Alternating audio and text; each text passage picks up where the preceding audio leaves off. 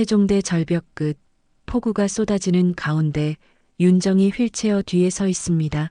윤정아, 뭘 하려는 거야? 순자의 불안한 목소리가 빗소리에 섞입니다. 윤정이 천천히 휠체어를 절벽 쪽으로 밀기 시작합니다. 어머니, 저도 이제 한계예요. 민수는 바쁘다며 제게만 맡기고. 순자가 필사적으로 휠체어 바퀴를 잡으려 하지만 힘이 부족합니다. 윤정아, 뭐 하는 거야? 관절염으로 손목에 제대로 힘이 들어가지 않아요. 윤정의 절망적인 고백이 폭우 속에서 터져 나옵니다. 저도 인간이에요. 매일 어머니 수발 들고 집안일하고. 제 인생은 언제 시작되는 거예요? 제가 언제 행복해질 수 있어요? 순자는 분노가 솟구치며 소리칩니다. 그렇다고 해서 나를 죽일 권리는 없어! 이건 살인이야! 내가 아무리 힘들어도 이건 용서받을 수 없는 일이라고! 윤정은 더 이상 대화하려 하지 않고 휠체어를 더 강하게 밀기 시작해요. 절벽 끝에서 불과 몇십 센티미터, 낡은 나무 울타리가 삐걱거립니다. 윤정아, 제발 다시 생각해봐! 순자의 마지막 애원. 이건 돌이킬 수 없는 일이야! 내가 후회하게 될 거라고! 하지만 윤정은 손가락 마디가 하얗게 될 정도로 힘을 줍니다. 번개가 번쩍이며 하늘을 가르고 천둥 소리가 태종대를 뒤흔듭니다. 그 순간 윤정은 마지막 결심을 하고 휠체어를 강하게 밀어버려요. 어머니, 미안해요, 윤정애. 마지막 말과 함께 휠체어가 낡은 울타리를 뚫고 절벽 아래로 떨어집니다. 순자의 비명이 터져 나오지만 거센 파도와 번개 소리에 묻혀 사라져요. 폭우와 바람이 순자를 휩쓸어가며 차가운 바닷물이 순자를 삼켜버립니다. 그렇게 태종대 절벽에는 윤정의 절망적인 울음소리만이 메아리 쳤습니다. 이 충격적인 이야기가 어떻게 끝날지 궁금하시죠? 순자 할머니는 과연 살아남을 수 있을까요? 윤정은 자신이 저지른 일을 어떻게 감당하게 될까요? 가족들 사이에 진정한 용서와 화해가 가능할까요? 이런 깊이 있는 감동 스토리를 놓치고 싶지 않으시다면 지금 바로 구독 버튼을 눌러주세요. 완전 무료입니다. 좋아요도 꼭 눌러주시면 더 많은 분들이 이 이야기를 만날 수 있어요. 알림 설정까지 해주시면 새로운 감동 이야기를 가장 먼저 받아보실 수 있습니다. 여러분의 따뜻한 관심과 응원이 더 좋은 이야기를 만드는 힘이 됩니다. 댓글로 여러분의 생각도 들려주세요. 구독, 좋아요, 알림 설정 모두 무료니까 부담 갖지 마시고 꾹꾹 눌러주세요. 부산 자갈치 시장 근처 골목길 안쪽에 자리한 허름한 단칸방에서 김순자는 또 하루를 맞이합니다. 이른 아침 5시 반, 아직 해가 완전히 떠오르지 않은 시간부터 시장에서 들려오는 상인들의 목소리가 창문 틈새로 스며들죠. 싱싱한 고등어요. 갓 잡아온 조개. 오늘 들어온 갈치가 이만한 게 어디 있나? 아줌마, 이 전복 좀 보세요. 활기찬 외침들이 순자의 작은 방까지 생생하게 닿아왔습니다. 순자는 침대에서 몸을 일으키며 작은 한숨을 내쉬었습니다. 교통사고 이후로 다리를 쓸 수 없게 된 지 벌써 3년째. 그날의 기억은 아직도 선명합니다. 비 오는 날 시장에서 돌아오던 길 신호등 앞에서 기다리다가 갑자기 달려온 트럭에 치였던 순간 말이죠. 의식을 잃기 전 마지막으로 본 것은 하늘에서 떨어지는 빗방울들이었습니다. 그 후 병원에서 깨어났을 때 의사는 차분한 목소리로 말했죠. 걷기는 힘들 것 같습니다. 벽 한쪽에 기대어 있는 휠체어를 바라보며 오늘도 똑같은 하루가 시작된다는 생각이 들었습니다. 낡은 휠체어의 팔걸이에는 손때가 묻어 있고 바퀴 하나가 삐걱거리는 소리를 냅니다. 창밖으로 보이는 하늘은 부산 특유의 회색빛을 머금고 있었고 바다에서 불어오는 짠 바람이 낡은 커튼을 살랑거리게 했습니다. 그 바람에는 갯벌과 생선 비린내, 그리고 어딘가 그리운 추억의 냄새가 섞여 있었죠. 내가 평생 바다 냄새 맡고 살았는데 이젠 나가보는 것도 힘들구나. 순자는 속으로 중얼거리며 휠체어로 몸을 조심스럽게 옮겼습니다.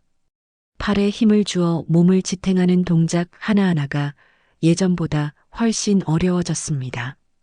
관절염 때문에 손목이 아프고 어깨도 결리죠. 예전에는 매일 아침 시장을 거닐며 생선장수 박사장과 정담을 나누고 갓 들어온 해산물을 직접 눈으로 보고 손으로 만져가며 골라 사는 재미가 쏠쏠했는데 말입니다. 당시 순자는 동네에서도 유명한 요리 솜씨를 자랑했습니다. 특히 갈치조림과 생선찌개는 이웃들이 레시피를 물어볼 정도였죠. 순자 씨, 도대체 어떻게 하면 그런 맛이 나요? 옆집 김 여사가 자주 물어보곤 했습니다. 남편 생전에는 순자야, 내 손맛은 정말 기가 막혀. 어떻게 이런 맛을 낼 수가 있냐며 칭찬을 아끼지 않았습니다. 지금은 그 모든 것들이 창문 너머 풍경이자 아련한 추억일 뿐입니다. 라디오에서는 아침 뉴스가 흘러나왔습니다. 오늘 부산 지역 날씨는 흐림, 바람이 다소 강하게 불겠습니다. 해상에는 풍랑주의보가 발효되었습니다. 부산항 일대 선박 운항에 주의를 당부드립니다. 순자는 라디오 볼륨을 조금 높였습니다. 요즘 들어 외부 소음이 더욱 그리워졌거든요. 사람들의 발소리, 차량 소음, 시장의 분주함, 심지어 이웃집에서 들려오는 아이들의 울음소리까지도 모두 소중한 일상의 일부가 되어버렸습니다. 벽시계를 보니 오전 6시 40분. 이맘때면 아들 민수는 서울에서 출근 준비를 하고 있을 시간입니다. 대기업 과장으로 승진한 후로는 더욱 바빠졌죠. 야근이 잦고 주말에도 회사 일로 나가는 일이 많아 한 달에 한두 번 정도밖에 내려오지 못합니다. 전화로는 자주 안부를 묻지만 어머니 죄송해요. 이번 주는 정말 바빠서요라는 말이 늘 따라붙죠. 목소리만으로는 아들의 피곤함이 고스란히 전해져 왔습니다. 대신 며느리 윤정이 일주일에 2~3번씩 찾아와 살림을 돌봐줍니다. 음식을 해다 주고 빨래를 하고 집안 청소까지 말이죠. 처음에는 정말 고마웠습니다. 윤정아, 내가 없었으면 어쩔 뻔했니라며 진심으로 감사를 표했죠. 하지만 요즘 들어 윤정의 표정이 예전 같지 않다는 느낌이 들었습니다. 웃음기가 줄어들고 말수도 적어졌죠. 가끔씩 먼 곳을 바라보며 깊은 한숨을 쉬는 모습도 보였습니다. 순자는 작은 냉장고를 열어 우유 한 팩을 꺼냈습니다.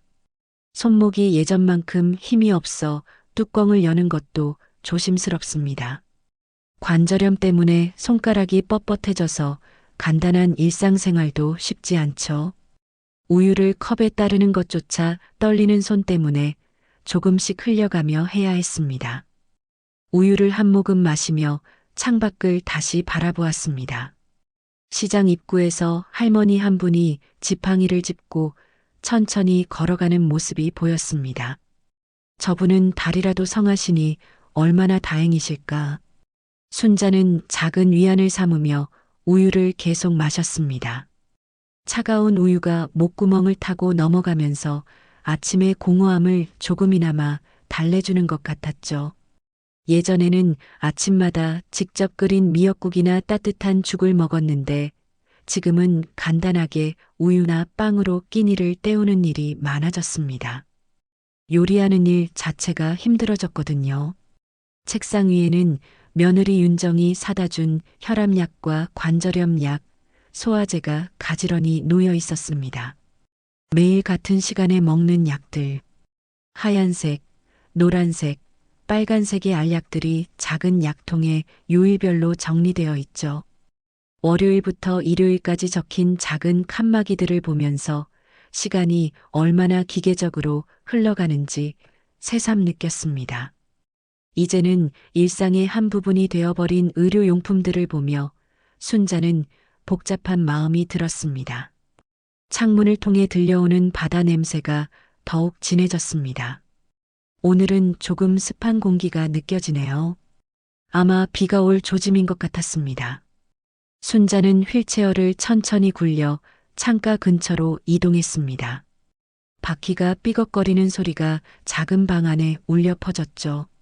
멀리 보이는 부산항의 거대한 크레인들이 하늘을 찌르고 있고 그 너머로는 끝없이 펼쳐진 푸른 바다가 아침 안개 속에서 모습을 드러내고 있었습니다. 예전에는 저 바다까지 걸어서 나갔었는데 순자는 지난날을 떠올리며 잠시 감상에 젖었습니다. 남편과 함께 바닷가를 거닐던 시절 파도가 발목을 적시는 느낌이 얼마나 시원했는지 아직도 생생했죠. 아들 민수가 어릴 때 해운대에서 모래성을 쌓아주던 추억, 가족끼리 피크닉을 가서 김밥을 먹던 일요일 오후들이 주마등처럼 스쳐 지나갔습니다. 그때는 모든 게 당연한 일상이었는데 지금 생각해보니 얼마나 소중한 시간들이었는지 모르겠습니다. 오전이 깊어가며 시장의 소음도 점점 줄어들었습니다. 바쁜 아침 장사를 마친 상인들이 하나둘 짐을 정리하는 시간이거든요. 순자는 라디오를 끄고 조용한 정적 속에서 자신만의 시간을 가졌습니다. 벽에 걸린 가족 사진을 바라보며 남편의 미소, 어린 민수의 해맑은 표정을 오랫동안 들여다보았죠. 사진 속 가족들은 모두 행복해 보였습니다.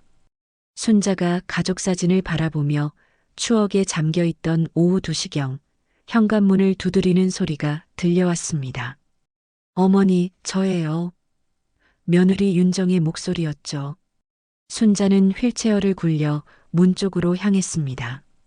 바퀴가 삐걱거리는 소리가 작은 방 안에 울려 퍼졌고 문고리를 돌리는 것도 예전보다 힘들어져서 몇 번 시도해야 겨우 열 수 있었습니다.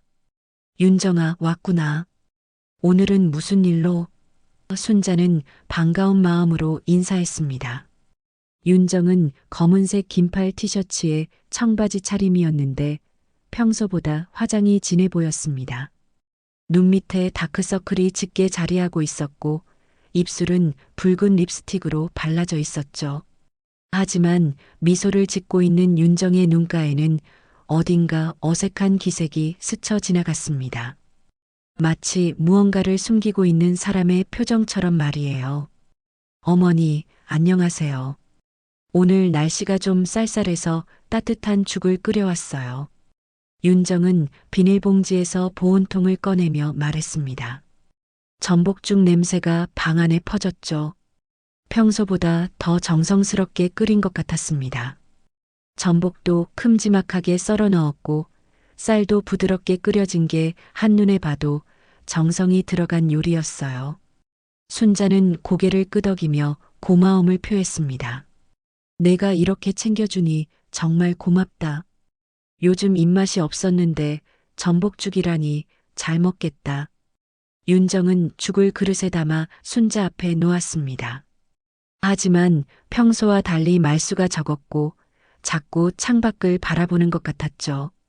손가락으로 테이블을 톡톡 두드리는 모습이 어딘가 불안해 보였습니다. 가끔씩 깊은 한숨을 쉬기도 했고 시계를 자주 들여다보기도 했어요. 순자는 죽을 한 숟가락 떠서 입에 넣으며 말했습니다. 윤정아, 요즘 어떻게 지내니? 표정이 좀 어두워 보이는데. 아, 그냥 집안일이 좀 많아서요. 아이들 학원비며 이것저것 신경 쓸 일이 많거든요.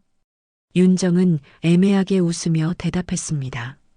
하지만 그 웃음 뒤에는 무언가 숨기고 있는 듯한 그림자가 드리워져 있었죠. 윤정의 손이 미묘하게 떨리고 있었고 목소리도 평소보다 한 톤 높아진 것 같았습니다. 순자는 며느리의 변화를 감지했지만 깊이 묻지는 않았습니다. 가족 간에도 말하기 어려운 일들이 있다는 걸 알고 있었거든요. 윤정은 일어나서 방 안을 둘러보기 시작했습니다. 벽에 걸린 가족 사진들, 책상 위의 약통들, 창가에 놓인 화분까지 유심히 바라보더니 갑자기 물었습니다. 어머니, 혹시 보험 서류 같은 거 어디 보관하세요? 순자는 조금 의아했지만 대답했죠. 저기 서랍 맨 아래 칸에 있어. 왜 그러니? 아, 그냥 궁금해서요. 정리 좀 해드릴까 해서요. 잠시 침묵이 흘렀습니다. 윤정은 손으로 머리카락을 쓸어 넘기며 무언가 결심한 듯한 표정을 지었습니다. 심호흡을 몇 번 하더니 갑자기 밝은 목소리로 말했죠. 어머니, 그런데 이번 주말에 바다 구경이라도 가실래요? 요즘 집에만 계시니까 답답하실 것 같아서요. 순자는 숟가락을 든 손을 멈췄습니다. 윤정이 이런 제안을 한 것은 처음이었거든요. 평소에는 집안일만 해주고 빨리 돌아가곤 했는데 말이죠. 바다 구경이라고? 갑자기 웬일이니? 순자는 조금 놀란 듯 물었습니다. 윤정의 갑작스러운 제안이 의외였지만 한편으로는 기뻤습니다. 그냥 어머니가 요즘 우울해 보이셔서요. 태종대라도 가서 바다도 보고 조개죽도 먹고 그러면 기분 전환이 될 것 같아서요. 윤정은 순자의 손을 잡으며 다정하게 말했습니다. 하지만 그 손이 미묘하게 떨리고 있었죠. 손바닥에서 차가운 땀이 느껴졌고 악력도 평소보다 강했습니다. 순자는 그 떨림을 느꼈지만 윤정의 배려로 받아들였습니다. 태종대라. 거기 오랫동안 못 가봤는데 정말 좋겠다. 순자의 얼굴에 오랜만에 밝은 표정이 떠올랐습니다. 태종대는 순자가 젊은 시절 남편과 자주 가던 곳이었거든요. 절벽 위에서 바라보는 바다 풍경이 얼마나 아름다웠는지, 파도가 바위에 부딪히는 소리가 얼마나 웅장했는지 아직도 생생하게 기억나고 있었습니다. 정말 데려다 줄 거니? 물론이죠. 차도 있고요. 휠체어도 차에 실을 수 있어요. 윤정은 고개를 끄덕이며 답했습니다. 하지만 윤정의 눈빛에는 순자가 포착하기 어려운 복잡한 감정이 스쳐 지나갔습니다. 마치 무언가 큰 결심을 한 사람의 눈빛처럼 말이죠. 잠깐 동안 윤정의 표정이 굳어졌다가 다시 미소로 바뀌었습니다. 순자는 기뻤습니다. 내가 이렇게 챙겨주니 고맙다. 정말 고마워. 오랜만에 나들이를 할 수 있다는 생각에 가슴이 두근거렸죠. 집에만 갇혀 지내던 일상에서 벗어날 수 있다는 것 자체가 큰 행복이었습니다. 휠체어 생활을 하면서 바깥 세상과 단절된 느낌이 들었는데 이번 기회에 그 답답함을 조금이나마 해소할 수 있을 것 같았어요. 그런데 언제 갈 건데? 순자가 물었습니다. 윤정은 잠시 머뭇거리더니 창밖을 바라보며 대답했죠. 이번 토요일 어떠세요? 날씨 예보를 봤는데. 윤정은 말을 잠시 멈췄습니다. 실제로는 토요일 날씨 예보에 비 소식이 있다는 걸 알고 있었거든요. 좋을 것 같더라고요. 그럼에도 불구하고 그날을 고집하는 이유가 있었습니다. 순자는 더 이상 의심하지 않았습니다. 며느리가 자신을 위해 시간을 내준다는 것만으로도 충분히 감사했거든요. 좋다, 좋아. 토요일에 가자. 순자는 환하게 웃으며 말했습니다. 그 웃음 속에는 오랫동안 느끼지 못했던 설렘이 담겨 있었죠. 마치 어린아이가 소풍을 앞두고 기뻐하는 것처럼 말이에요. 윤정은 그런 순자를 바라보며 복잡한 표정을 지었습니다. 순자의 순수한 기쁨을 보니 마음 한편이 무거워졌지만 이미 결심한 일이었죠. 윤정의 속마음에는 다른 생각들이 맴돌고 있었습니다. 오늘이 마지막이야. 더는 못 버텨. 경제적인 압박, 시어머니 돌봄의 부담, 남편의 무관심까지 모든 것이 한계에 다다른 상황이었습니다. 그럼 토요일 아침 일찍 와서 모실게요. 아침 먹고 출발하면 좋을 것 같아요. 윤정은 일어서며 말했습니다. 순자는 고개를 끄덕이며 그래, 고맙다라고 답했죠. 윤정은 순자의 어깨를 한번 토닥이고는 짐을 챙겼습니다.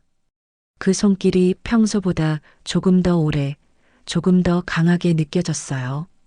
윤정이 문을 나서면서 그럼 토요일에 뵈요라고 인사했을 때 순자는 그 목소리에서 평소와 다른 무언가를 느꼈습니다. 조금 더 낮고 조금 더 무거운 톤이었죠. 마치 이별의 인사 같은 느낌이었지만 나들이에 대한 기대감이 워낙 커서 그런 미묘한 변화는 금세 잊혀졌습니다. 윤정이 떠난 후 순자는 혼자 남은 방에서 토요일을 기다리며 설레는 마음을 달래려 했습니다. 오랜만에 바다를 볼 수 있다는 생각, 태종대의 그 아름다운 풍경을 다시 볼 수 있다는 기대감이 마음을 가득 채웠죠. 창밖으로 보이는 하늘이 조금씩 흐려지고 있었지만 순자의 마음만큼은 한없이 밝았습니다. 토요일 아침 순자는 평소보다 일찍 잠에서 깼습니다. 창밖으로 스며드는 빛이 어둑했지만 설렘 때문에 더 이상 잠들 수 없었죠. 오랜만에 나들이를 앞두고 가슴이 두근거렸습니다. 휠체어로 몸을 옮겨 창문을 열어보니 바람이 차갑게 불어왔고 하늘에는 먹구름이 몰려오고 있었습니다. 비가 올 것 같은데 괜찮을까? 순자는 걱정스러운 마음이 들었지만 곧 고개를 저었습니다. 윤정이 날씨를 확인하고 약속했을 테니까요. 아침 8시 정각 현관문을 두드리는 소리가 들려왔습니다. 어머니, 준비되셨어요? 윤정의 목소리였습니다. 순자는 서둘러 문을 열었죠. 윤정은 검은색 롱패딩을 입고 있었는데 평소보다 단정하게 차려입은 모습이었습니다. 하지만 얼굴빛이 창백해 보였고 눈가에는 지친 기색이 역력했어요. 윤정아, 일찍 왔구나. 날씨가 좀 흐린 것 같은데 괜찮겠니? 순자가 걱정스럽게 물었습니다. 윤정은 잠깐 하늘을 올려다보더니 억지로 밝은 표정을 지으며 답했죠. 괜찮아요. 오후에는 개겠다고 했어요. 어서 준비하시죠. 하지만 윤정의 목소리에는 평소와 다른 긴장감이 스며 있었습니다. 순자는 며칠 전부터 준비해둔 가디건을 걸치고 가방을 챙겼습니다. 지갑, 약, 그리고 작은 수건까지 꼼꼼히 확인했죠. 오랜만에 나가는 건데 뭘 챙겨야 할지 모르겠네. 순자는 들뜬 목소리로 말했습니다. 윤정은 순자의 휠체어를 밀며 천천히 하세요. 시간 많아요라고 했지만 시계를 자꾸 들여다보는 모습이 어딘가 조급해 보였어요. 아파트 주차장에 도착하니 윤정의 흰색 소나타가 기다리고 있었습니다. 차량 뒷좌석은 이미 정리되어 있었고 트렁크도 미리 열어둔 상태였죠. 휠체어는 뒷좌석에 실고 어머니는 조수석에 앉으시면 돼요. 윤정은 능숙하게 휠체어를 차에 실었습니다. 마치 이런 일을 미리 연습해 본 것처럼 말이에요. 순자가 조수석에 앉자마자 윤정은 시동을 걸었습니다. 엔진음과 함께 라디오에서 날씨 예보가 흘러나왔어요. 오늘 부산 지역에는 오후부터 강한 비가 예상됩니다. 바람도 세게 불 것으로 보이니 외출 시 주의 바랍니다. 순자는 라디오를 들으며 불안한 마음이 들었습니다. 윤정아, 비 온다는데 괜찮겠니? 괜찮아요. 차 안에 있으면 되죠. 윤정은 짧게 답하며 엑셀러레이터를 밟았습니다. 하지만 윤정의 손이 핸들을 꽉 쥐고 있었고 턱 근육이 딱딱하게 굳어 있었어요. 평소보다 운전이 거칠어진 것 같았죠. 신호등에서 급정거하거나 급가속하는 일이 잦았습니다. 차는 자갈치 시장을 지나 해운대 방향으로 향했습니다. 창밖으로는 순자에게 익숙한 부산의 풍경들이 스쳐 지나갔죠. 부산역, 남포동, 용두산공원, 모두 순자의 추억이 깃든 장소들이었습니다. 이 길로 가면 해운대 먼저 거쳐서 태종대로 가는 거니? 순자가 물었습니다. 네, 해운대도 보시고 태종대도 가봐요. 윤정의 답변이었지만 목적지가 명확하지 않은 느낌이었어요. 마치 그저 차를 몰고 있을 뿐인 것 같았죠. 윤정은 중간중간 휴대폰을 확인하며 누군가에게 문자를 보내기도 했습니다. 운전 중에 휴대폰을 만지는 모습이 위험해 보였어요. 광안대교에 접어들 무렵부터 빗방울이 떨어지기 시작했습니다.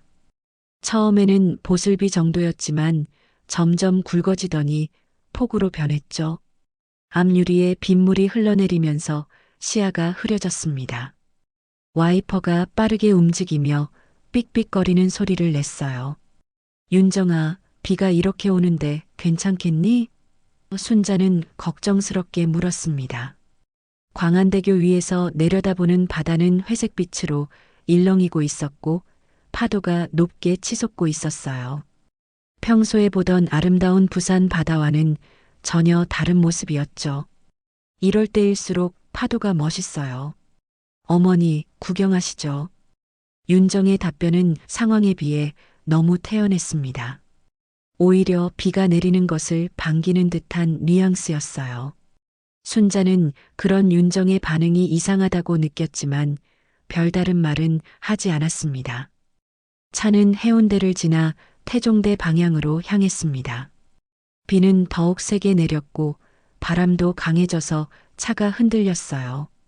다른 차들은 속도를 줄이거나 갓길에 잠시 대기하고 있었지만 윤정은 속도를 줄이지 않았습니다.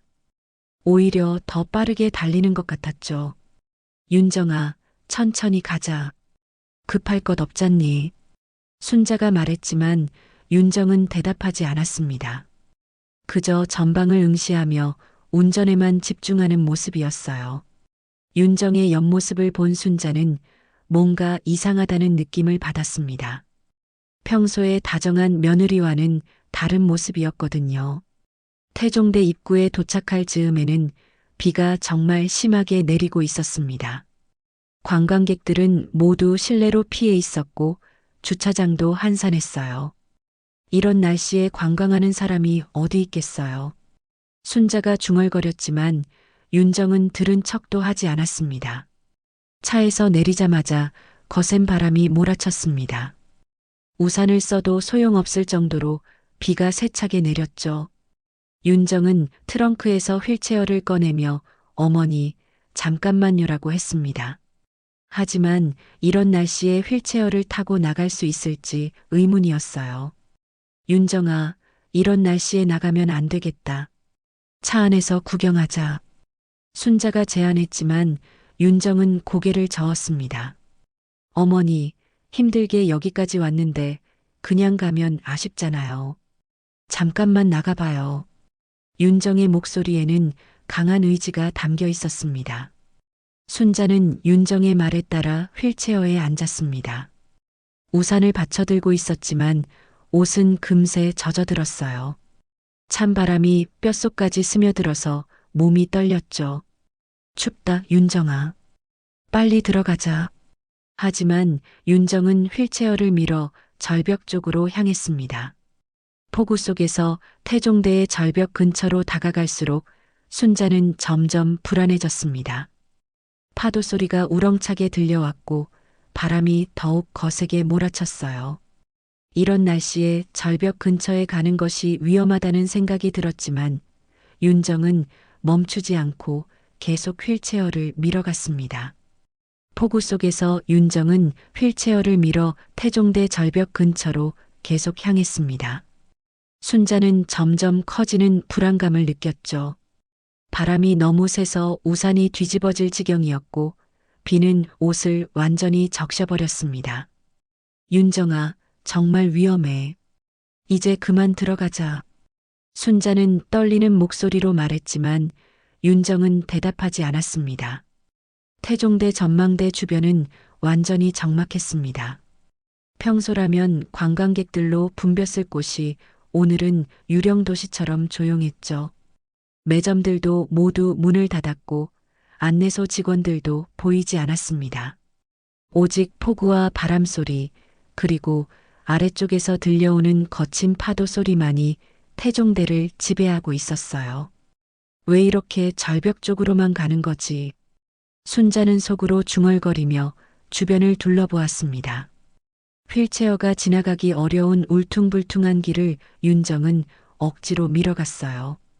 바퀴가 돌에 걸리거나 진흙탕에 빠질 때마다 휠체어가 크게 흔들렸습니다. 순자는 떨어질까봐 팔걸이를 꽉 잡고 있어야 했죠. 그때 멀리서 등산복을 입은 중년 남성이 나타났습니다. 우산을 쓰고 급히 대피소 쪽으로 향하던 그는 순자와 윤정을 보고 깜짝 놀라며 소리쳤어요. 여기서 뭐 하세요? 이런 날 노인을 여기 데려오면 어쩝니까? 그의 목소리는 빗소리에 거의 묻혀버렸지만 다급함이 느껴졌습니다. 등산객은 가까이 다가와서 더 크게 외쳤습니다. 지금 기상청에서 태풍급 강풍주의보 내렸어요. 빨리 대피하세요.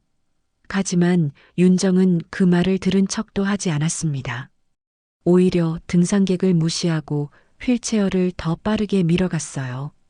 등산객은 어이없다는 표정으로 고개를 저으며 정말 미친 것들이라고 중얼거리고는 서둘러 자리를 떠났습니다. 순자는 그 등산객의 말을 듣고 더욱 불안해졌습니다. 태풍급 강풍주의보라니요. 이런 상황에서 절벽 근처에 있다는 것 자체가 생명을 위험에 빠뜨리는 일이었죠. 윤정아, 들었지? 태풍주의보래. 정말 위험해. 당장 돌아가자. 순자는 간절한 목소리로 애원했습니다. 하지만 윤정은 마치 무언가에 홀린 사람처럼 계속 휠체어를 밀었습니다. 윤정의 얼굴을 본 순자는 소스라치게 놀랐어요. 평소에 다정했던 며느리의 모습은 온데간데 없고 차가운 표정으로 굳어 있었거든요. 눈빛도 평소와 달랐습니다. 마치 다른 사람이 된 것 같았죠. 윤정아, 내가 왜 이래? 무슨 일이야? 순자는 당황스러운 마음으로 물었습니다. 하지만 윤정은 여전히 대답하지 않았어요. 그저 입술을 꽉 다물고 휠체어를 계속 밀어갈 뿐이었습니다. 빗물이 윤정의 머리카락을 타고 흘러내렸지만 전혀 신경 쓰지 않는 모습이었어요. 절벽 가장자리에 가까워질수록 바람은 더욱 거세졌습니다. 순자의 머리카락이 얼굴을 때리고 옷이 바람에 날렸어요. 아래쪽에서는 파도가 바위에 부딪히며 하얀 거품을 일으키는 소리가 우렁차게 들려왔습니다. 그 소리는 마치 바다가 무언가를 삼키려고 아가리를 벌리고 기다리는 것 같았죠. 이제 정말 그만해. 순자는 더 이상 참을 수 없어 소리쳤습니다. 하지만 윤정은 오히려 휠체어를 더 빠르게 밀었어요. 절벽 끝에서 불과 몇 미터 떨어진 곳까지 다가갔습니다. 이곳은 안전난간도 제대로 설치되어 있지 않은 위험한 구간이었어요. 순자는 이제야 뭔가 심각하게 잘못되었다는 것을 깨달았습니다. 이것은 단순한 나들이가 아니었어요. 윤정의 행동이 너무 이상했거든요. 평소 같으면 순자의 안전을 최우선으로 생각했을 윤정이 이렇게 위험한 곳으로 데려올 리가 없었죠. 윤정아, 제발 말해봐. 무슨 일이야? 왜 이런 짓을 하는 거야? 순자는 울먹이는 목소리로 물었습니다. 그제야 윤정이 휠체어를 멈췄어요. 하지만 그 위치는 절벽 끝에서 불과 한두 미터 떨어진 매우 위험한 곳이었습니다. 윤정은 천천히 순자 앞으로 와서 쪼그려 앉았습니다. 빗물로 범벅이 된 얼굴에는 복잡한 감정들이 교차하고 있었어요. 분노, 절망, 죄책감, 그리고 결연함까지 모든 것이 뒤섞여 있었습니다. 어머니, 윤정이 처음으로 입을 열었습니다. 윤정아, 무슨 일인지 말해봐. 같이 해결책을 찾아보자. 순자는 윤정의 손을 잡으며 간절히 말했습니다. 하지만 윤정의 손은 얼음처럼 차가웠고 온몸이 떨리고 있었어요. 추위 때문만은 아닌 것 같았죠. 윤정은 잠시 망설이더니 입을 열었습니다. 어머니, 저는 저는 더 이상 못 버티겠어요. 그 목소리에는 깊은 절망이 배어 있었습니다. 매일매일이 지옥 같아요.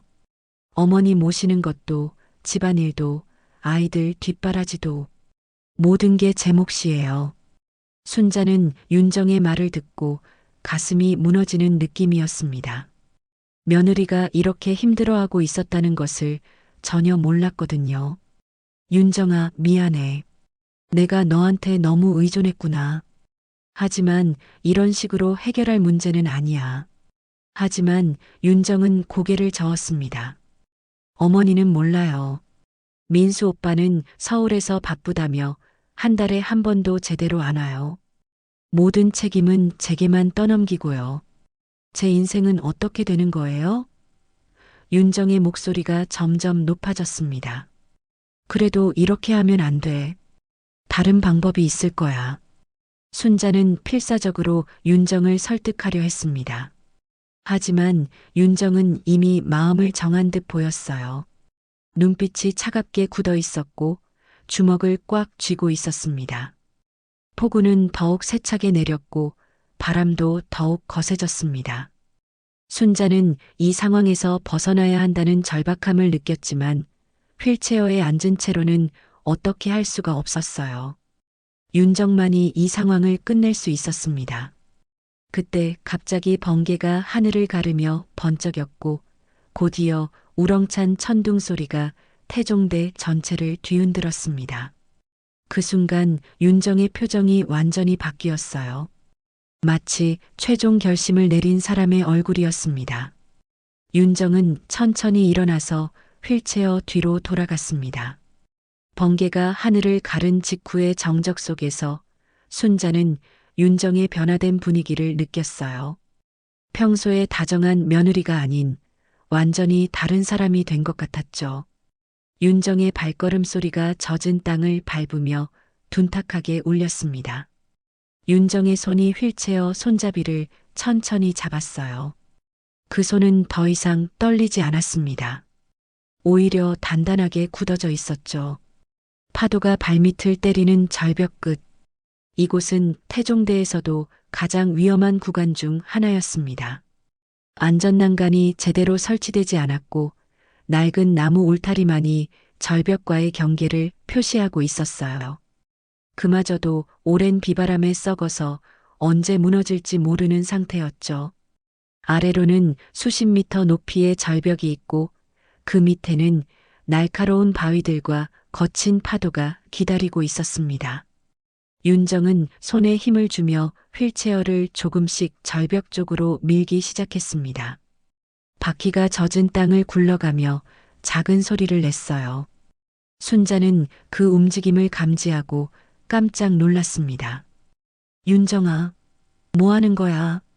순자는 휠체어 바퀴를 손으로 잡으려 했지만 관절염으로 인해 손목에 제대로 힘이 들어가지 않았거든요. 손가락이 바퀴에 닿았지만 미끄러져 나갔습니다. 어머니, 저도 이제 한계예요. 윤정의 목소리는 폭우 소리에 거의 묻혔지만 또렷하게 들렸습니다. 그 말에는 오랫동안 참아온 고통이 담겨 있었어요. 민수는 바쁘다며 제게만 맡기고 저는 더는 못 살아요. 윤정의 목소리가 점점 높아졌습니다. 하루하루가 지옥이에요. 아침에 눈 뜨는 게 무서워요. 또 하루를 버텨내야 한다는 생각에 말이에요. 순자는 윤정의 진심을 느꼈습니다. 며느리가 얼마나 힘들었는지, 얼마나 외로웠는지가 그 한마디에 모두 담겨 있었거든요. 윤정아, 무슨 말이냐? 내가 힘들었다면 같이 방법을 찾아야지. 이렇게 하면 안 돼. 순자는 간절한 마음으로 말했습니다. 하지만 윤정은 이미 마음을 굳힌 상태였어요. 윤정의 눈에서는 빗물과 함께 뜨거운 눈물이 흘러내리고 있었습니다. 방법이라고요? 윤정은 쓴웃음을 지으며 말했습니다. 어머니, 저희 집 상황 정말 모르세요? 윤정의 목소리에는 억눌렸던 감정이 폭발하고 있었어요. 광안리 전세집이 월세로 바뀐 것도 모르시죠? 한 달에 150만 원씩 나가요. 거기에 아이들 학원비까지. 큰애는 고등학생이라 입시학원비만 월 80만 원이에요. 순자는 그런 구체적인 사정을 전혀 몰랐습니다.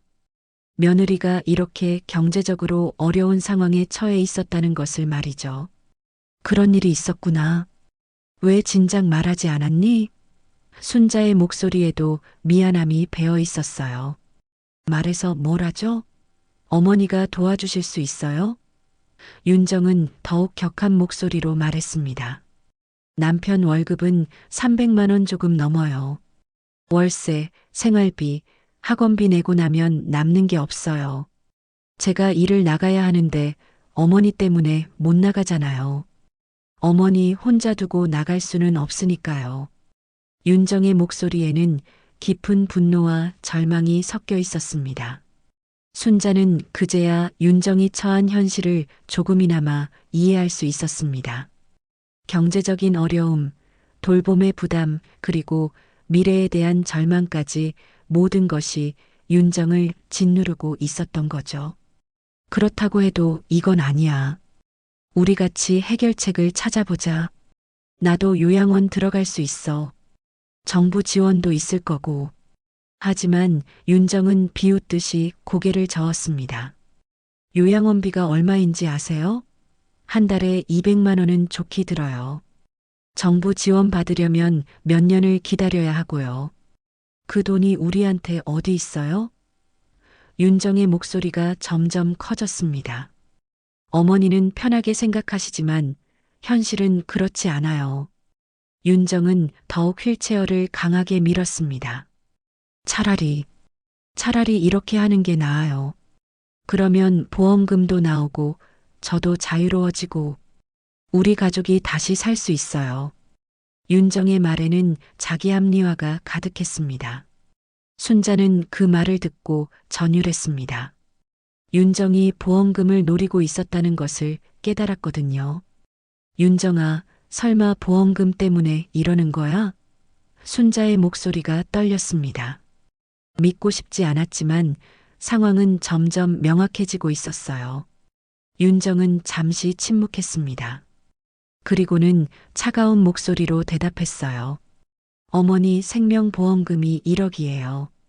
사고사의 경우 2배로 나와서 2억이 되고요. 그 돈만 있으면 우리 가족이 다시 살 수 있어요. 아이들도 제대로 된 교육을 받을 수 있고 집도 마련할 수 있어요. 윤정의 말에는 냉정한 계산이 담겨 있었습니다. 그래도 날 죽일 수는 없지 않니? 순자는 울부짖듯이 소리쳤습니다. 내 고통은 이해하지만 이 죄는 내 거야. 평생 가져가야 할 죄라고. 순자의 목소리에는 분노와 절망이 뒤섞여 있었어요. 내가 나를 죽이면 그 죄책감을 어떻게 감당할 거냐? 윤정은 눈물을 터뜨렸습니다. 저도 인간이에요. 저도 살고 싶어요. 하지만 이렇게 살면 저는 죽는 거나 마찬가지예요. 윤정의 절규가 폭우 소리를 뚫고 울려 퍼졌습니다. 매일 어머니 수발 들고 집안일하고 아이들 뒷바라지하고 제 인생은 언제 시작되는 거예요? 제가 언제 행복해질 수 있어요? 순자는 윤정의 아픔을 느꼈습니다. 하지만 동시에 분노도 솟구쳤어요. 그렇다고 해서 나를 죽일 권리는 없어. 내가 힘들면 도움을 요청해야지. 이런 식으로 해결하려 하면 안 되는 거야. 순자의 목소리에도 분노가 섞여 있었습니다. 이건 살인이야. 내가 아무리 힘들어도 이건 용서받을 수 없는 일이라고. 윤정은 더 이상 대화하려 하지 않았습니다. 휠체어를 더 강하게 밀기 시작했어요. 절벽 끝에서 불과 몇십 센티미터 떨어진 곳까지 왔습니다. 이제 정말로 위험한 상황이었죠. 한 번만 더 밀면 휠체어가 절벽 아래로 떨어질 수 있었어요. 낡은 나무 울타리가 휠체어의 무게를 견디지 못하고 삐걱거리는 소리를 냈습니다. 윤정아, 제발 다시 생각해봐. 순자는 마지막으로 애원했습니다. 이건 돌이킬 수 없는 일이야. 내가 후회하게 될 거라고. 하지만 윤정은 결연한 표정으로 휠체어에 더 큰 힘을 가했어요. 손가락 마디가 하얗게 될 정도로 힘을 주고 있었습니다. 그때 또 다른 번개가 번쩍이며 하늘을 가르고 천둥 소리가 요란하게 울렸습니다. 그 순간 윤정은 마지막 결심을 하고 휠체어를 강하게 밀어버렸어요. 어머니, 미안해요. 윤정의 마지막 말과 함께 휠체어가 앞으로 밀려나갔습니다. 순자의 비명이 터져 나왔지만 그 소리는 거센 파도와 번개 소리에 묻혀 사라졌습니다. 휠체어는 낡은 나무 울타리를 뚫고 절벽 아래로 떨어지기 시작했습니다. 순자는 그 짧은 순간 동안 자신의 인생이 주마등처럼 스쳐 지나가는 것을 느꼈어요. 남편과의 행복했던 시절, 아들을 키우며 보낸 소중한 날들, 그리고 며느리를 진심으로 사랑했던 마음까지 모든 것이 한순간에 지나갔습니다. 차가운 바닷물이 순자를 삼켜버렸습니다. 윤정은 절벽 위에서 혼자 남겨져 한없이 울었습니다. 폭풍우가 몰아치는 바다 위에서 순자는 의식을 잃었다가 다시 깨어났습니다. 차가운 바닷물이 폐 속으로 들어와 숨을 쉬기 어려웠어요. 휠체어는 이미 바닷속 깊이 가라앉아 버렸고 순자는 거친 파도에 휩쓸려 이리저리 떠밀리고 있었습니다. 살려줘. 누가 좀 살려줘. 순자는 간신히 의식을 붙잡고 있었지만 체력은 급격히 떨어지고 있었어요. 그때 멀리서 보트 엔진 소리가 들려왔습니다. 해운대 구조대에서 폭풍 경보에도 불구하고 순찰을 나온 것이었죠. 구조대원 김철수는 망원경으로 바다를 살피다가 파도 사이에서 떠다니는 무언가를 발견했습니다. 저기 사람이 떠 있어요. 김철수는 동료들에게 소리쳤어요. 이런 폭풍에 사람이 바다에 어떻게 된 거지? 구조대장 박민호가 의아해하며 물었습니다. 하지만 의문을 품을 시간은 없었어요. 곧바로 구조 작업에 들어갔습니다. 빨리 구명줄 준비해.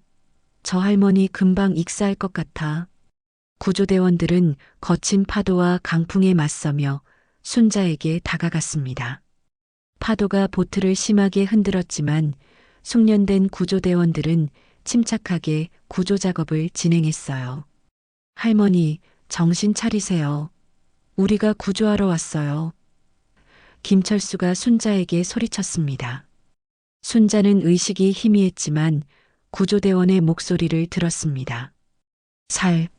살려줘. 순자는 간신히 말했어요. 구조대원들은 신속하게 순자를 보트 위로 끌어올렸습니다. 순자의 몸은 차갑게 식어 있었고 입술은 파랗게 질려 있었어요. 의식은 있지만 체온이 너무 떨어졌어요. 바로 병원으로 이송해야 합니다. 응급처치를 담당한 구조대원이 말했습니다.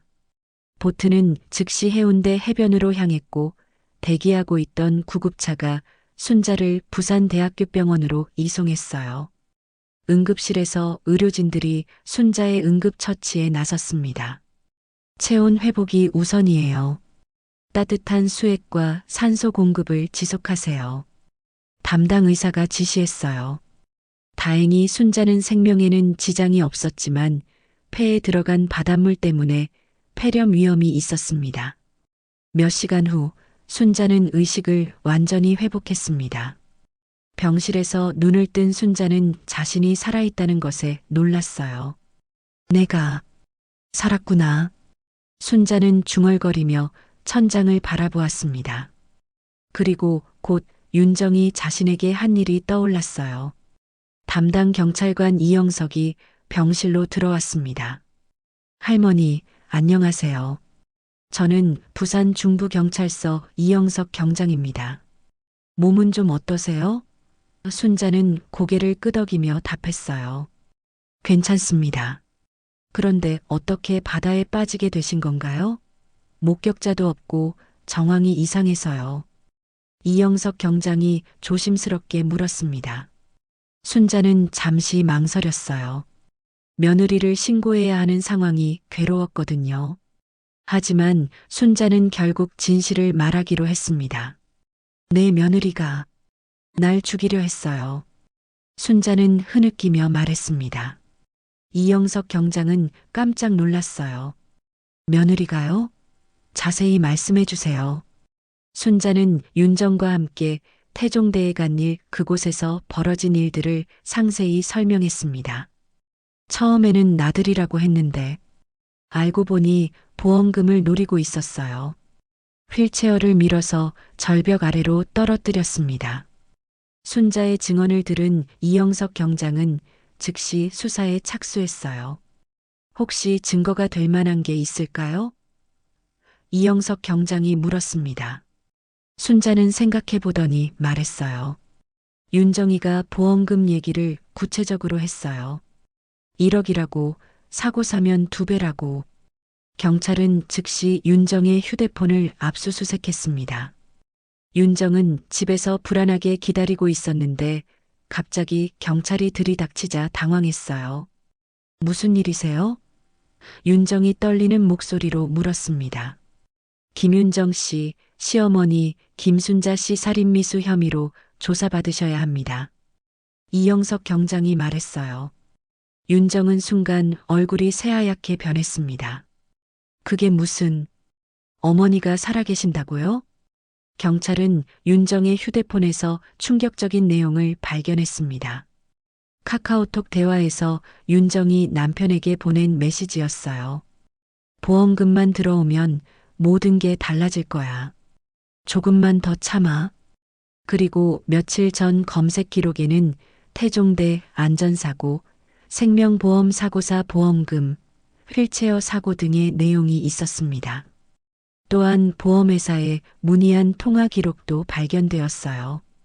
혹시 사고로 사망하면 보험금이 어떻게 되나요? 윤정이 보험회사 직원에게 물어본 내용이었습니다. 이 모든 증거들이 윤정의 계획적 범행을 보여주고 있었어요. 경찰서로 연행된 윤정은 처음에는 부인했습니다. 저는 그런 일 안 했어요. 어머니가 실수로 떨어진 거예요. 하지만 증거들이 하나씩 제시되자 윤정은 점점 말을 바꿔갔어요. 휴대폰 메시지는 어떻게 설명하시겠어요? 보험금만 들어오면 모든 게 달라질 거야 라고 하셨잖아요. 이영석 경장이 추궁했습니다. 윤정은 말문이 막혔어요. 검색 기록을 보여주자 윤정은 더 이상 변명할 수 없었습니다. 이건 그냥 궁금해서. 하지만 변명은 설득력이 없었어요. 모든 증거가 계획적 범행을 가리키고 있었거든요. 마침내 윤정은 무너져 내렸습니다. 맞아요. 제가 했어요. 윤정은 눈물을 흘리며 자백했어요. 하지만 저도 너무 힘들었어요. 어머니를 모시는 게, 경제적 부담이, 모든 게 감당할 수 없을 정도였어요. 그렇다고 해서 살인을 저지를 이유가 됩니까? 이영석 경장이 엄하게 물었습니다. 윤정은 고개를 숙이고 울기만 했어요. 저도 몰랐어요. 제가 이런 일을 할 줄은. 윤정의 자백으로 사건의 전모가 드러났습니다. 경제적 어려움과 돌봄 부담을 견디지 못한 윤정이 보험금을 노리고 계획적으로 시어머니를 살해하려 한 것이었어요. 다행히 순자가 구조되면서 살인미수로 끝났지만 충격적인 사건이었습니다.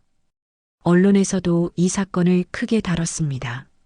며느리가 시어머니를 바다에, 보험금 노린 계획적 범행 등의 제목으로 연일 보도되었어요. 사회적으로도 큰 충격을 주었습니다. 며칠 후 부산 중부경찰서의 조사실은 무거운 침묵에 잠겨 있었습니다. 형광등 불빛 아래 마주 앉은 순자와 윤정 사이에는 돌이킬 수 없는 상처가 자리하고 있었어요. 순자는 휠체어에 앉아 윤정을 바라보고 있었고 윤정은 수갑에 찬 손으로 얼굴을 가리고 있었습니다. 이영석 경장이 조사실 문을 열고 들어왔습니다. 피해자와 피의자의 대면 조사를 시작하겠습니다. 그의 목소리가 조용한 방 안에 울려 퍼졌어요. 순자는 깊게 숨을 들이쉬었습니다. 며느리와 마주하는 것이 이렇게 어려울 줄은 몰랐거든요. 윤정은 고개를 들어 순자를 바라보았습니다. 평소에 단정했던 모습은 온데간데없고 머리는 헝클어져 있었고 눈은 퉁퉁 부어 있었어요. 며칠간 구치소에서 지내면서 많이 야위어 보였습니다. 어머니, 윤정이 작은 목소리로 불렀지만 순자는 대답하지 않았어요. 김윤정 씨, 피해자 앞에서 당시 상황을 다시 한번 진술해 주세요.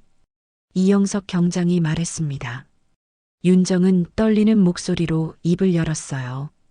그날 저는 정말 한계였어요. 더 이상 견딜 수가 없었어요.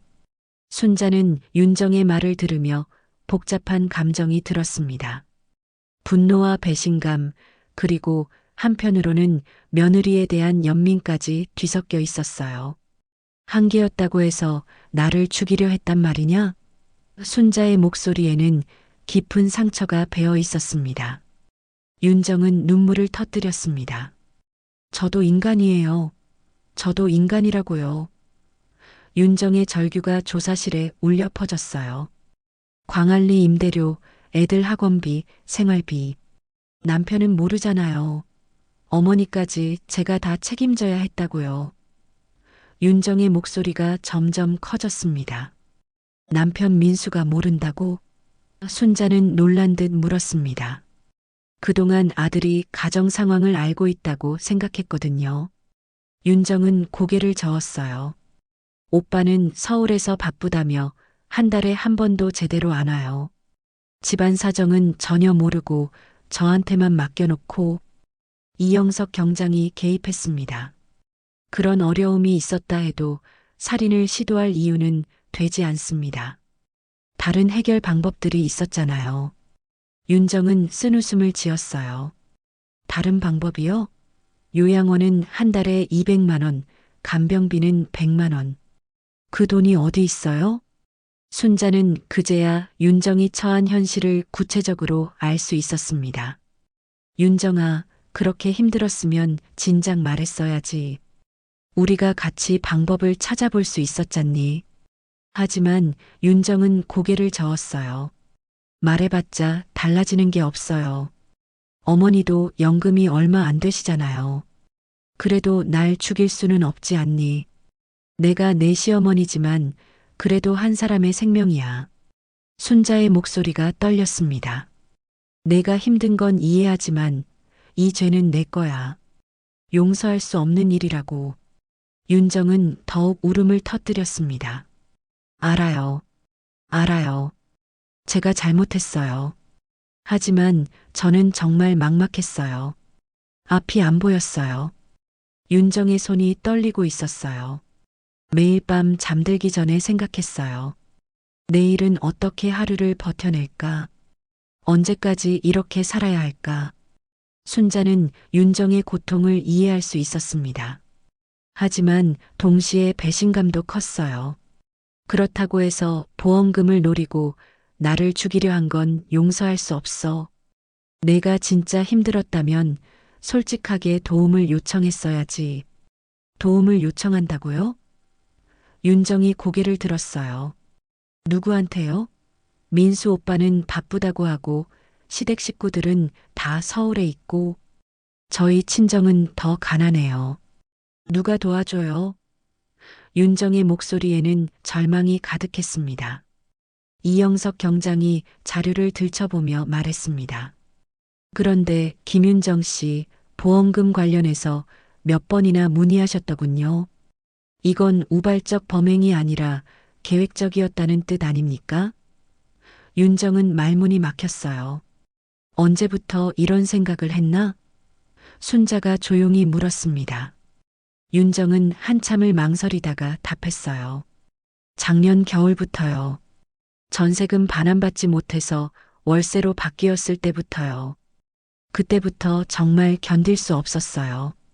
순자는 충격받았습니다. 작년 겨울부터라면 거의 1년 동안 이런 생각을 하고 있었다는 뜻이었거든요.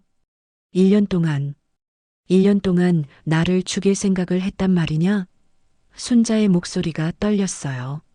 처음에는 그냥 상상일 뿐이었어요. 하지만 시간이 갈수록 현실이 더 어려워졌어요. 아이들 학원비는 계속 올라가고 어머니 병원비도 늘어가고 윤정은 자신의 심리 변화를 설명했어요. 그래서 태종대를 선택한 거야? 순자가 물었습니다. 윤정은 고개를 끄덕였어요. 사고로 보이기 쉬운 곳이라서요.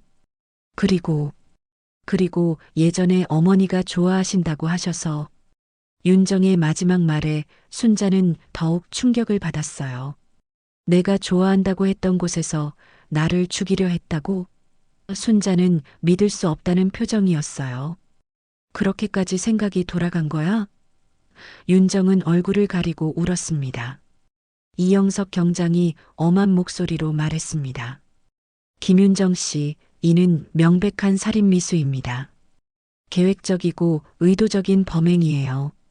정상 참작이 어려운 사안입니다. 윤정은 그 말을 듣고 더욱 절망적인 표정을 지었어요. 어머니, 정말 죄송해요. 정말 미안해요. 윤정이 순자에게 무릎을 꿇고 사죄했습니다. 저도 제가 이런 일을 할 줄 몰랐어요. 그날 태종대에서도 마지막 순간까지 망설였어요. 순자는 윤정을 내려다보며 말했습니다. 윤정아, 내 사정은 이해한다. 정말 힘들었을 거야. 하지만 이건 용서할 수 없는 일이야. 순자의 목소리는 단호했어요. 내가 나를 죽이려 했다는 사실은 변하지 않아. 그래도 어머니께서 살아계셔서 다행이에요. 윤정이 눈물을 흘리며 말했어요. 정말 다행이에요. 만약 어머니가 정말 돌아가셨다면 저는 평생 이 죄책감을 어떻게 감당했을지. 순자는 복잡한 마음이었습니다. 윤정에 대한 분노와 배신감, 그리고 한편으로는 며느리의 고통에 대한 이해까지 모든 감정이 뒤섞여 있었어요. 윤정아, 내 마음은 알겠다.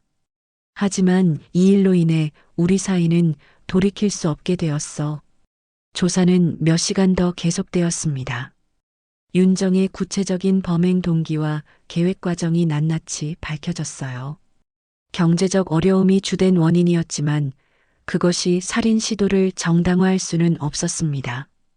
법은 엄중했고 윤정은 그 대가를 치러야 했어요. 그로부터 6개월이 흘렀습니다. 윤정은 살인미수 혐의로 징역 3년을 선고받았고 현재 교도소에서 복역 중이었어요. 법정에서 마지막으로 순자를 바라보던 윤정의 눈빛은 아직도 순자의 기억에 선명하게 남아 있었습니다. 후회와 죄책감으로 가득했던 그 눈빛을 말이죠. 부산의 11월 늦가을 햇살이 포근하게 내리쬐는 오후였습니다. 순자는 광안리 바닷가 벤치에 앉아 손녀 지민이와 함께 바다를 바라보고 있었어요. 지민이는 고등학교 2학년으로 사건 이후 서울에서 내려와 할머니와 함께 지내고 있었습니다. 평소보다 조용해진 지민이의 모습을 보며 순자는 마음이 아팠어요. 할머니, 엄마는 언제 나와요? 지민이가 조심스럽게 물었습니다. 작은 목소리에는 그리움과 걱정이 섞여 있었어요. 순자는 손녀의 손을 꼭 잡으며 답했습니다. 아직 2년 반 정도 더 있어야 해. 내 엄마는 큰 잘못을 했거든. 지민이는 고개를 숙였습니다. 어머니의 행동을 이해할 수 없었지만 그래도 그리웠거든요. 사건 이후 순자의 삶은 많이 변했습니다. 아들 민수가 서울 직장을 그만두고 부산으로 내려와 어머니를 직접 모시기로 했어요. 윤정의 일로 인해 큰 충격을 받은 민수는 자신의 무관심이 이런 비극을 불러왔다는 죄책감에 시달렸습니다. 밤마다 잠들지 못하고 뒤척이는 아들의 모습을 보며 순자는 안타까웠어요. 어머니, 제가 진작 알았어야 했는데 정말 죄송합니다. 민수는 매일같이 어머니에게 사과했어요. 순자는 아들을 위로하며 말했습니다. 민수야, 내 잘못만은 아니야. 윤정이도 나도 우리 모두 소통이 부족했던 것 같아. 순자의 목소리에는 깊은 깨달음이 담겨 있었어요. 민수는 부산에서 새로운 일자리를 찾았습니다. 서울보다는 급여가 적었지만 가족이 함께 지낼 수 있는 것이 더 중요했어요. 중소기업의 격리부에 취직해서 매일 부지런히 출퇴근했습니다. 순자를 위해 광안리 근처에 작은 아파트를 얻었고 홈케어 도우미도 고용했습니다.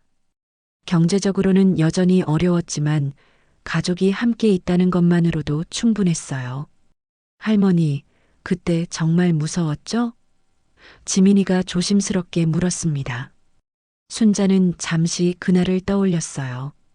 태종대 절벽에서의 그 순간, 차가운 바닷물에 빠졌던 기억이 아직도 생생했습니다.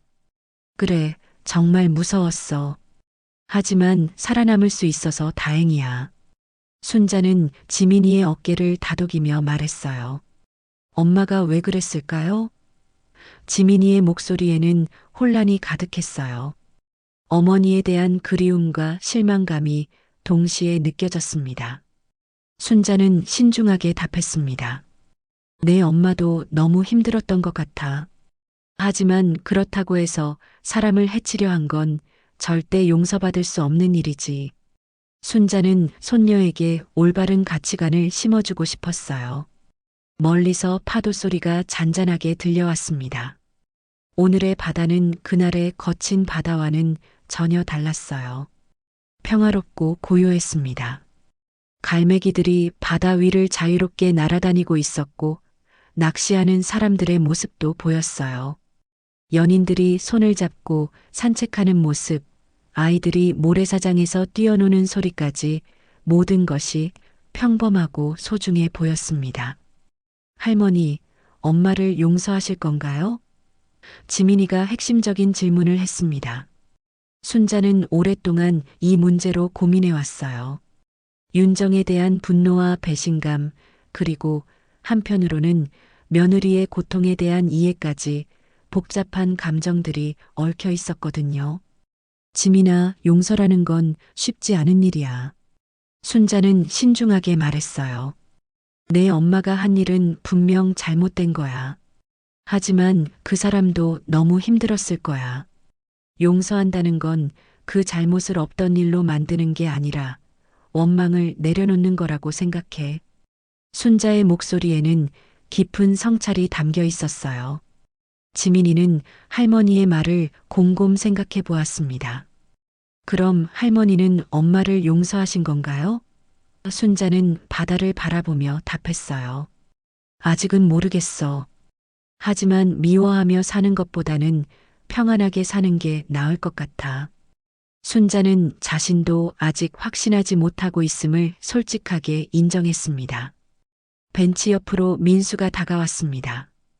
오늘은 일찍 퇴근해서 어머니와 딸을 데리러 온 것이었어요. 어머니, 지민아, 집에 가자. 저녁 준비해놨어. 민수는 밝은 목소리로 말했지만 여전히 눈가에는 걱정이 서려 있었어요. 최근 들어 요리도 배우기 시작한 민수는 서투르지만 정성껏 가족을 돌보려 노력하고 있었습니다. 아빠, 엄마는 언제 나와? 지민이가 아버지에게도 같은 질문을 했습니다. 민수는 잠시 말을 못했어요. 윤정에 대한 감정이 복잡했거든요. 아내의 행동에 분노하면서도 그동안 자신이 가정에 소홀했다는 죄책감도 있었습니다. 지민아, 내 엄마는 잘못을 했으니까 벌을 받고 있는 거야. 그래도 우리 가족이라는 건 변하지 않아. 민수는 딸을 안으며 말했어요. 아빠가 앞으로는 더 잘할게. 엄마가 나오면 우리 모두 다시 시작하는 거야. 순자는 아들과 손녀를 바라보며 마음이 복잡했습니다. 가족이 함께 있다는 것이 얼마나 소중한지 새삼 깨달았어요. 윤정의 일로 인해 가족이 흩어질 뻔했지만 오히려 더 가까워진 것 같기도 했습니다. 이전에는 각자 바쁜 일상에 쫓겨 진솔한 대화를 나눌 기회가 없었는데 이제는 매일 저녁 식탁에서 하루 있었던 일들을 나누고 있었어요. 부산 바다는 날 죽일 뻔했지만 또 살려줬구나. 순자는 속으로 중얼거렸습니다. 그날 태종대에서의 일은 분명 끔찍한 경험이었지만 결과적으로는 가족의 소중함을 깨닫게 해준 계기가 되었어요. 인생의 아이러니였습니다. 할머니, 무슨 생각하세요? 지민이가 물었습니다. 순자는 미소를 지었어요. 그냥 인생이란 게 참 모질고도 기막히다는 생각을 해. 힘든 일도 있지만 그 속에서 배우는 것들도 있거든. 순자의 얼굴에는 삶의 무게를 견뎌낸 사람만이 가질 수 있는 깊은 평온이 깃들어 있었어요. 해가 서서히 지기 시작했습니다. 하늘이 주황빛으로 물들어가고 바다도 황금빛으로 반짝였어요. 순자는 이런 평범한 일상이 얼마나 소중한지 깨달았습니다. 가족과 함께 바다를 바라보며 앉아있는 이 순간이 말이죠. 특별할 것 없는 일상이지만 그 안에 진짜 행복이 숨어 있다는 것을 알게 되었어요. 그래도 우리는 살아있잖아. 순자가 말했습니다. 그것만으로도 감사한 일이야. 민수와 지민이는 순자의 말에 고개를 끄덕였어요. 힘든 일들이 있었지만 가족이 함께 있다는 것만으로도 충분했습니다. 교도소에 있는 윤정에게 가끔 편지가 옵니다. 매번 사죄의 내용이었어요.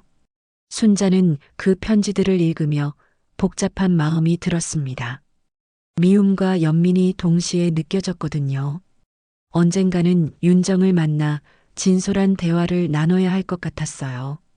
용서는 쉽지 않은 일이지만 언젠가는 해야 할 일이라는 생각이 들었습니다. 광안대교에 불이 켜지기 시작했습니다. 부산의 밤이 시작되는 시간이었어요. 순자는 휠체어에서 일어나 민수의 팔을 잡았습니다. 집에 가자. 오늘도 하루가 지나가는구나.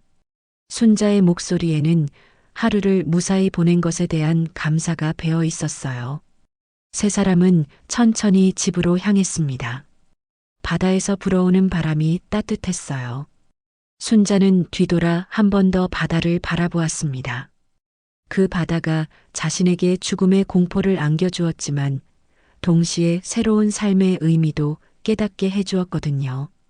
가족의 소중함, 일상의 평범한 행복, 그리고 용서의 의미까지 많은 것들을 배웠습니다. 인생은 정말 예측할 수 없는 것이었지만 그 안에서 찾을 수 있는 작은 행복들이 있다는 것을 알게 되었어요. 오늘 순자 할머니의 이야기는 어떠셨나요? 인생의 어려움 속에서도 가족의 소중함을 깨닫고 용서와 화해의 의미를 찾아가는 모습이 감동적이었죠. 이런 따뜻하고 깊이 있는 이야기들을 계속 만나고 싶으시다면 구독 버튼 꼭 눌러주세요. 완전 무료입니다. 좋아요도 함께 눌러주시면 정말 큰 힘이 돼요.